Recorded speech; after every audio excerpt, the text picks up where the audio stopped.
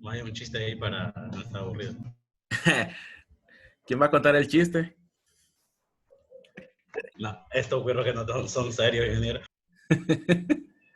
Le pasé la del Se Chavo cayó del la... 8, que solo lo escuché decir eso. No, se me cayó, tuve un problema de conexión por un momento, Ok. entonces por eso se desconectó. Eh, bueno, vamos a ver si se grabó la primera parte. Al terminar. Estábamos viendo el circuito, conociendo qué conocemos en cada uno. Íbamos por el estado 3 y en el estado 3 solo Ingeniero, comparta la pantalla, ahorita. por favor.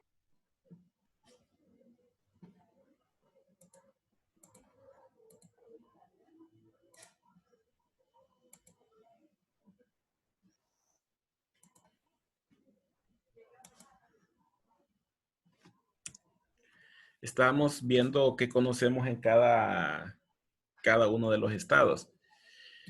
Estado 3, solamente conocemos la presión y la temperatura, pero son datos suficientes para conocer la entalpía. Y tenemos al estado 4, que solo conocemos la presión. Por definición, ya sabemos que en una válvula de expansión se da un proceso a entalpía constante. Quiere decir que en el estado 4, mi entalpía 4 va a ser la misma que nosotros encontremos para el estado 3. Y eso nos va a servir para encontrar cada uno de estos valores. ¿Qué necesitamos para Q sub L?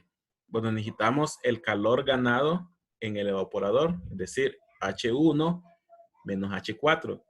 Pero como lo necesitamos en tasa, vamos a tener que multiplicarlo por la masa o el flujo másico.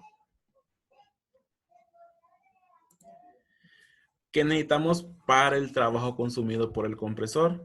Lo mismo, necesitamos el incremento de energía, es decir, H2 menos H1 multiplicado por el flujo másico.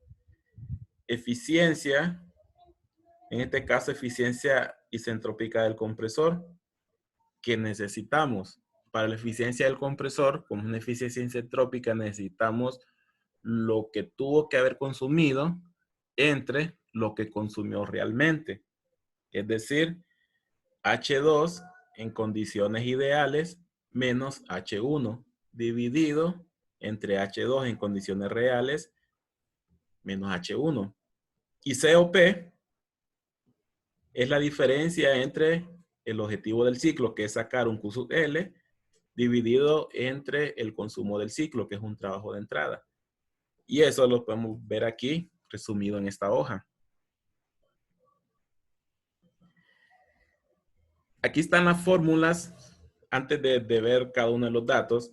Lo que está en color negro en la parte superior es lo que nos está pidiendo el enunciado.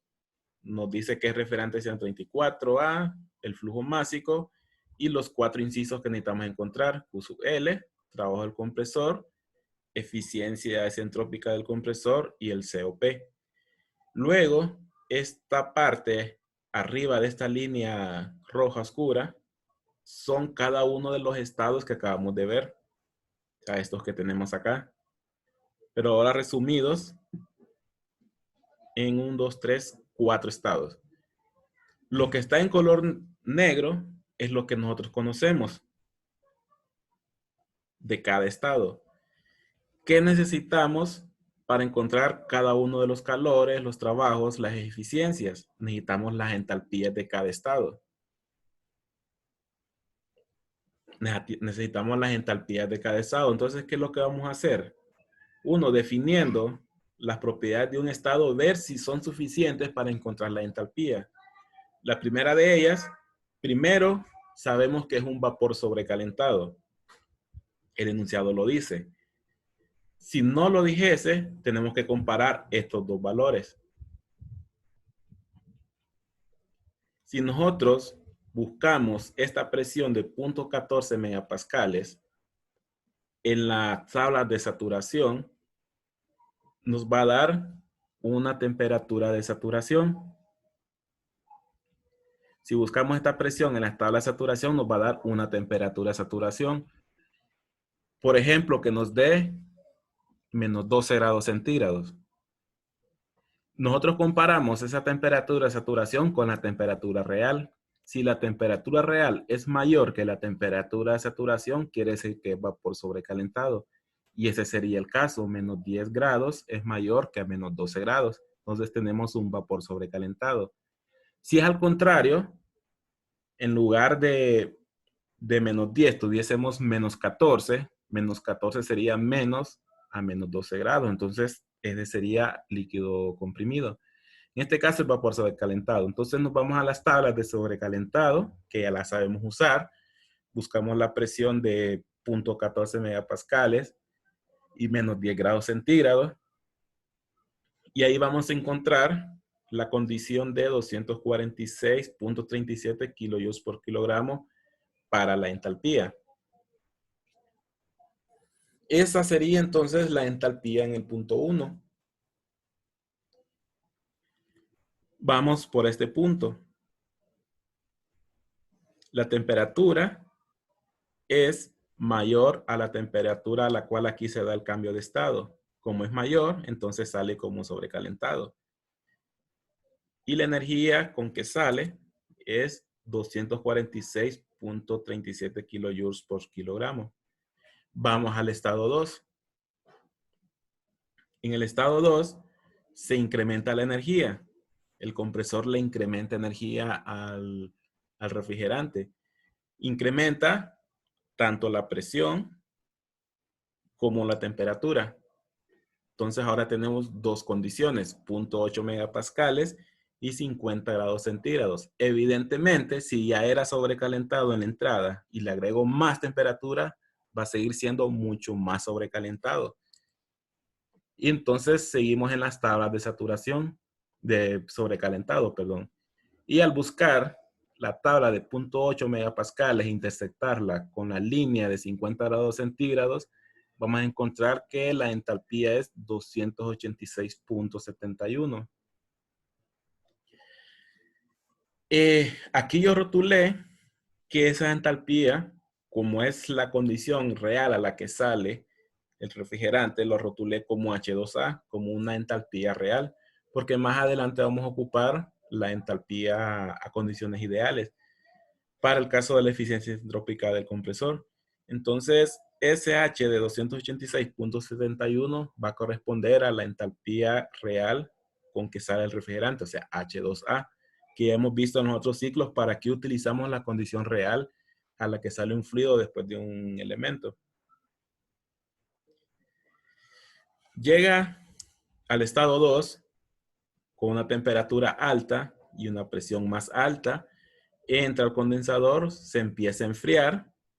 Luego de que ya se enfrió y entró a la zona de saturación, empieza a condensarse.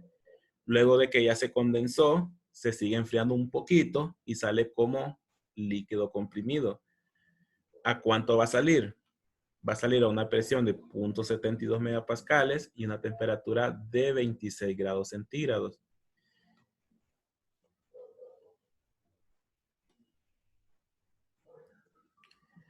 $26 grados centígrados. Entonces, ¿qué condiciones voy a tener? ¿Cómo encuentro la entalpía? Si nosotros vemos las tablas, si alguien tiene las tablas y está buscando el dato, no tenemos condición o tabla para condiciones de líquido comprimido para el refrigerante 134A. Entonces, tenemos que recurrir a una condición que vimos en el ciclo Rankine, que si tenemos un líquido comprimido, pero no tenemos tabla para ese líquido comprimido, lo que hacemos es que tomamos la entalpía como la entalpía de líquido saturado a la temperatura a la cual se encuentra, en este caso, el refrigerante. Quiere decir que nos vamos a las tablas de saturación, nos ubicamos a 26 grados centígrados y a esa temperatura buscamos cuánto le corresponde de entalpía de líquido saturado. Y esa va a ser nuestra entalpía H3, o sea, 87.83 kilojoules por kilogramo. Estado 4. En el estado 4, aquí se montó la fórmula, pero en el estado 4 llegó a este punto. Después de que yo bajé súbitamente la presión, esto lo hago porque yo necesito entrar a una presión baja en el evaporador. No puedo entrar a una presión alta. Bajo súbitamente y llego a una presión de 0.14 megapascales. Si vemos el gráfico anterior, vemos que ese cambio me hace caer adentro de la zona de saturación. Y quiere decir que antes de la válvula es líquido comprimido, o sea, totalmente líquido, pero al bajar de presión súbitamente hay un pequeño porcentaje de líquido que se evapora de forma espontánea. Y eso hace que caiga adentro de la zona de saturación, o sea, ya donde se está dando el cambio de estado. Si no tuviese más información, yo necesitaría conocer la calidad con que queda, pero no tengo esa calidad con la que queda. Pero sí sé que en la válvula de expansión la entalpía se conserva, es decir, que la entalpía que yo tengo en el estado 3 va a ser la entalpía que yo voy a tener en el estado 4. Es decir, que esta entalpía 4 sería igual a la entalpía del estado 3, o sea, 87.83 kilojoules por kilogramo. Esa condición de entalpía constante no solo es para válvulas de expansión, también puede ser para válvulas en aquellas que se cierran de forma rápida. Puede ser una válvula mariposa, una válvula de bola, pero donde el cierre sea lo suficientemente rápido. Eso yo tengo ahí un cambio de presión súbita rápida, pero como no hay transferencia de calor, si no hubiese transferencia de calor ni generación de trabajo, entonces todo se resume a energía por paso de un fluido másico. Pero si ese fluido no cambia, yo voy a tener la misma cantidad de energía antes y después, y eso me lleva a que las entalpías sean las mismas antes y después. Ahora tengo un estado 2. ¿Por qué tengo un estado 2? En algún momento vamos a calcular la eficiencia isentrópica del compresor.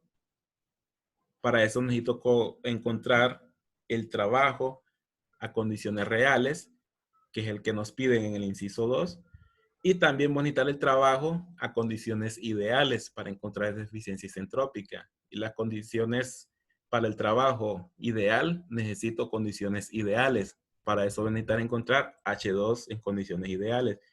¿Qué quiere decir?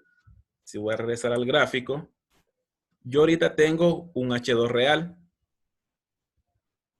Y el ejercicio me dice que esa condición ideal se dio a 0.8 megapascales y 50 grados centígrados. Si vemos, la línea tiene una pequeña inclinación, haciendo que hay un cambio de entropía. Entropía 1 con entropía 2 hay un cambio. Entonces, en este punto yo tengo H2A, o sea, H real.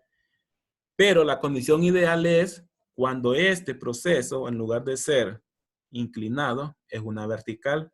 En este caso, como se simboliza ahí como una línea punteada. En ese momento yo hubiese tenido un H2 ideal. ¿Qué se debería cumplir? Que la entropía en el punto 1 con el punto 2 deberían ser iguales.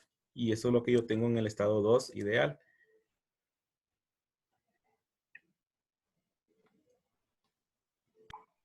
En el estado 2 ideal, la entropía 2S debe ser igual a la entropía de entrada antes del compresor. Y eso me da que debe ser igual a 0.9724. Previamente lo debemos haber calculado cuando analizamos el estado 1.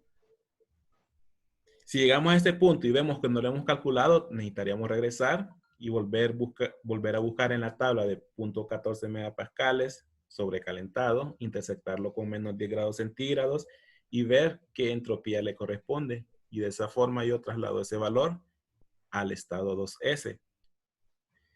Bien, eso solo es encontrar las condiciones necesarias para los cálculos. De ahí para adelante, los cálculos son exactamente iguales que en los demás ciclos. Condiciones de entrada y salida o salida y entrada, dependiendo hacia dónde se mueve la transferencia de energía. En este caso, Q sub L. Ya hablamos que Q sub L es el que se da en el evaporador. ¿Qué condiciones tengo en el evaporador? Tengo la condición 1, y la condición 4. Por lo tanto, este Q sub L va a ser H1 menos H4. Es lo que nosotros tenemos aquí. Y como me lo están pidiendo en tasa, necesito multiplicarlo por un flujo másico. Todos estos valores ya los conocemos. Flujo másico de 0.05 kilogramos por segundo. Y tenemos las dos entalpías. Tenemos la entalpía 1 y tenemos la entalpía 4. Solamente sustituimos los valores 0.05 por 246.37 menos 87.83. Y esto nos da un calor extraído o un calor ganado por el refrigerante de 7.927 kilowatts como Q sub L o capacidad de enfriamiento en el caso de los refrigeradores. Eso es Q sub L. Ahora el trabajo del compresor. En sí nos están preguntando el trabajo que realmente consumió el compresor o está consumiendo el compresor. Y eso lo calculamos como un H de salida, H2, pero en este caso va a ser H2A menos H1. Eso lo tenemos aquí en este paréntesis. Nuevamente multiplicado por un flujo másico porque necesitamos conocer en manera de tasa, es decir, en kilowatt. Sustituimos los valores 0.05 kilowatts por segundo por 286.71 menos 246.37 kilojoules por kilogramo y eso nos da 2.017 kilowatts. Estos dos valores, H2A está aquí y H1 está aquí. ¿Qué haría falta para la eficiencia isentrópica del compresor? Pues es la misma fórmula que la eficiencia isentrópica para los compresores en el ciclo Brayton. Un trabajo consumido idealmente entre un trabajo consumido realmente. Y eso me da una diferencia de condición de salida menos entrada, pero en condiciones ideales, que sería H2S, entre entalpía de salida menos entalpía de entrada, pero en condiciones reales. Recordando que el compresor en condiciones reales tiende a consumir más, por eso el valor de consumo real va abajo. En las turbinas es al contrario. Las turbinas tienden a producir menos, entonces lo real va en la parte de arriba. Es decir, que si esto lo escriben al revés, esto le va a dar un 1. Desde ese momento es momento para revisar la fórmula y tomar en cuenta que quizás esto esté intercambiado. Las eficiencias no pueden pasar de 1. Al sustituir valores, tengo H2S, o sea, el H real, H ideal, perdón, menos H1 entre H2 real menos H1. Y eso nos da un valor de 0.938, es decir, que hay casi un 7% debido a reversibilidades en el compresor, que lo hace consumir 7% más de la red eléctrica, podría ser. Y por último es, ¿qué tan eficiente es este refrigerador? Es decir, ¿qué tanto logro enfriar a costa de consumir estos 2 kilowatts? Entre más logro enfriar con estos 2 kilowatts, es mucho más eficiente el compresor. Entre menos logro enfriar con estos 2 kilowatts, es menos eficiente. En el caso de la eficiencia del compresor o del ciclo de refrigeración, lo vamos a llamar COP, que es un coeficiente de desempeño, en este caso el refrigerador. ¿Cuál es el objetivo de un ciclo de refrigerador? Pues mantener un espacio frío o refrigerado. Es decir, mi objetivo es sacar lo más posible Q sub L en el evaporador. Y el costo sería WC. La idea sería que este fuese lo más bajo posible para que este valor sea suficientemente alto. Esto me va a dar 7.927, que es el valor que tenemos acá, entre el trabajo consumido, que es 2.017, que tenemos en esta parte. Y eso me da un coeficiente de desempeño de 3.93. Quiere decir que con estos 2 kilowatts logro enfriar casi 4 veces más. Y entre más alto es este valor, mucho mejor para el ciclo de refrigeración. Y eso sería en cuanto a este ciclo ideal real. Para quien les interese ver un poquito más, en la plataforma subí algunos videos que explican un poco, quizás un poco más claro, lo que pasa en el circuito de refrigeración. Sobre todo el tercero de los 3 videos explican algo muy similar a esto. ¿Qué pasa antes y después de cada elemento? ¿Cómo se da aquí el sobrecalentamiento que mencionamos, que este sale a una mayor temperatura que la de saturación? ¿Qué pasa en el condensador? Entonces, para complementar un poco, pueden ver esos videos. Yo tenía una preguntita. ¿Sí? ¿Por qué cae la presión en el condensador? Así en pocas palabras. Bueno, idealmente, aquí debería darse a presión constante. Y eso viene porque el cambio de estado se da a presión constante. Claro. Pero se da a presión constante solo el hecho de evaporarse. Pero cuando entra en estado de vapor. Pero un hecho que no tiene nada que ver con lo que es cambio de estado es la pérdida de energía por fricción. O sea, cuando tenemos un fluido moviéndose a través de tubos, yo tengo pérdidas por fricción. También puedo tener pérdidas por el choque del fluido en cada codo. Entonces, uno de esa fricción y cada uno de esos codos me hacen que el refrigerante no salga a 0.8 como lo hemos visto siempre, sino que hay una caída de 0.02 megapascales. Pero no es porque no se cumplió del cambio de estado a presión constante, sino que a medida se fue moviendo el fluido, esa fricción que se da fue restándole un poquito de presión y salió una menor presión. Entonces, por eso es que no salga a la misma presión. En el caso de abajo, y sale a la misma presión. Entonces, pudiese considerarse de que aquí la fricción es suficientemente baja como para que no me afecte las presiones antes y después. Es más despreciable. Okay. ¿Siempre va a ser así o no? ¿Perdón? En el condensador ya no vamos a tomar entonces que es a presión constante o solo en este ejercicio. Este ejercicio porque le están dando las condiciones. El ejercicio les dice a cuánto entra y a cuánto sale. Entonces ahí hay un diferencial que uno lo toma que es debido a eso. Pero si no se lo dan y solo le dicen que sale a una temperatura tal, entonces si no le dicen lo contrario, sí lo vamos a considerar que es a presión constante. Me está preocupando que de repente iban a salir con ¿cómo se llama? Con eficiencia de condensador. No. Entonces, Es bien difícil, es difícil medir la eficiencia de un condensador. Tendríamos que ver cuánto fue el calor que botó versus el calor máximo que tuvo que haber botado. Entonces, eso está como un poco difícil que se podría sacar, pero no me lo voy a sacar ya en plena tercer parcial. Claro. Entonces, bueno, eso podría pasar en cualquiera de los dos entonces, en el planteamiento del problema, ¿verdad? Siempre que el problema se los diga.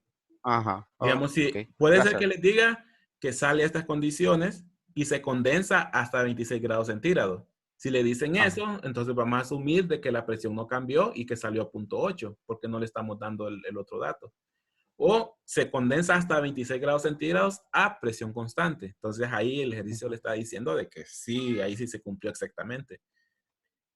En este caso, indirectamente me están diciendo que hubo pérdidas por esos aspectos que acabamos de mencionar. Ok. Y... ¿Sí? ¿Y esta presentación la va a subir? ¿O ya está subida? No, creo que, no sé, no recuerdo si ya se las mandé. No sé, creo que sí se las mandé. Pero para hacer ejercicios, yo le he ido agregando diapositivas. Creo que yo subí solo el enunciado. Falta subirlo ya con todo el desarrollo. Sí, faltaría subirlo ya con todo el desarrollo.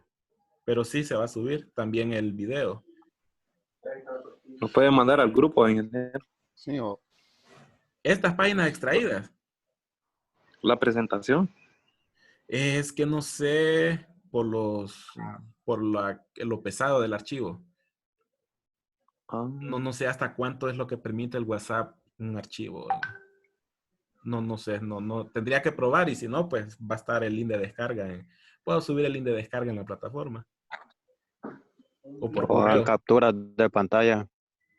Yo, No, hombre, yo lo, Martín, yo lo que sí quisiera es la tarea ya del último, ya, porque así clase vista, ejercicio, lo que se puede trabajar La tarea desde para ir antes, avanzando. pues con eso No, no hay yo problema. sabiendo ya una lista de ejercicios, pues de la tarea, porque ocupan tiempo esos ejercicios. Podría La irse verdad, ya mandarle los que corresponden al ideal y real. sí, una lista y ahí cada quien va a su ritmo, pues avanzando para tener la lista al final, porque hay ejercicios que llevan bastante tiempo. Bastante tiempo. Llevan bastante tiempo más los de ranking. Sí, Por ¿verdad? los de 2 intercambiadores, 2 calentadores. Ya llevan más tiempo. Refrigeración. Bueno, los 2 temas que siguen sí son un poquito, llevan un par de estados más, pero no tanto como el ranking con calentadores. Bueno, quedaríamos con eso y en la noche subo estas diapositivas que faltaban y el video de la presentación. Y ahora sí sería el lunes con la segunda parte del examen pendiente, que ya sería el de ranking con recalentamiento y el con calentador abierto.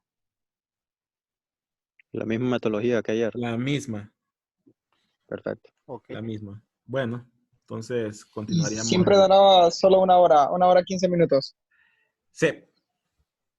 Esos son más largos. Vamos a ver, porque el de la vez pasada yo lo hice primero. Bueno, les voy a dar doble de tiempo. Vamos a ver cuánto me estoy en el otro y les doy el doble de tiempo. Al final les di 10 minutos. deja de llorar, Freddy. Oh, Ya le dijo el el nombre, ya tiempo lo tengo. No, mi estaba cabal. ingeniero. Sí, yo apenas logré subir las respuestas, así que un poquito más de tiempo, por favor. No. No soy el Es único que, digamos, si suman, eh. son 2 horas y media, pero al final les di 10 minutos más. ¿Y cuánto es el examen presencial? Deberían ser 2 horas, pero yo les doy de 6 a 9, o sea, les doy 3 horas. Al final, podría ser que hasta 1:25 ni media, pero no más de eso. Bueno, yo creo que pasa es que algunos somos muy lentos, ingeniero. El- a mí el ejercicio me dio exacto. Me sobraron como 20 segundos del tiempo original que dio. Ahí estaba. Del original, o sea que no hizo uso de los otros 10 minutos. No, no los usé. Cuando estaba ahí, que ya, Qué crack este birra. Bueno, pero... Yo al último minuto lo mandé. Bueno, entonces seguiríamos... Bueno, miraríamos el lunes y el martes seguiríamos con más ejercicios de los otros 2 temas. Entonces quedaríamos así. Okay. Bueno, buenas noches. Gracias, ingeniero. Bueno, Listo. Gracias, ingeniero. Gracias. buenas noches.